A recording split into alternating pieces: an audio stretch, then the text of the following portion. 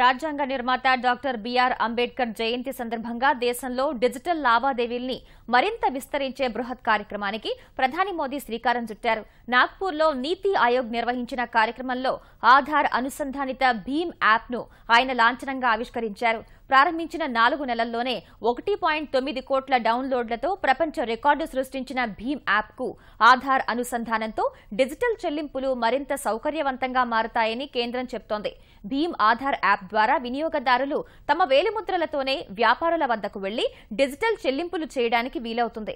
ఇప్పటికే భీమ్ ఆధార్ చెల్లింపుల కోసం 3 లక్షల మంది వ్యాపారులు 27 ప్రధాన బ్యాంకులతో అనుసంధానమయ్యారు. డిజిటల్ చెల్లింపులను మరింత ప్రోత్సహించేందుకు నగదు వాపసు పథకం, రెఫరల్ బోనస్ పథకాలకు కూడా ప్రధాని ప్రారంభించారు.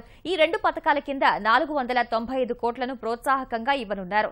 భీమ్ యాప్ ద్వారా చెల్లింపులను స్వీకరిస్తున్నందుకు వ్యాపారుల్ని ప్రోత్సహించేందుకు నగదు వాపస్ పథకాన్ని, ప్రస్తుత వినియోగదారులు కొత్త వారిని సిఫారసు చేసినందుకు రెఫరల్ బోనస్ పథకాన్ని ప్రవేశపెట్టారు. మరోవైపు నాగ్పూర్లో ఐఐటి, ఐఐఎం, ఎయిమ్స్ విద్యుత్ ప్రాజెక్టులను కూడా ప్రధాని ప్రారంభించారు. ప్రధానమంత్రి ఆవాస్ యోజన కింద ఇళ్ల నిర్మాణానికి మోదీ భూమి పూజ చేశారు.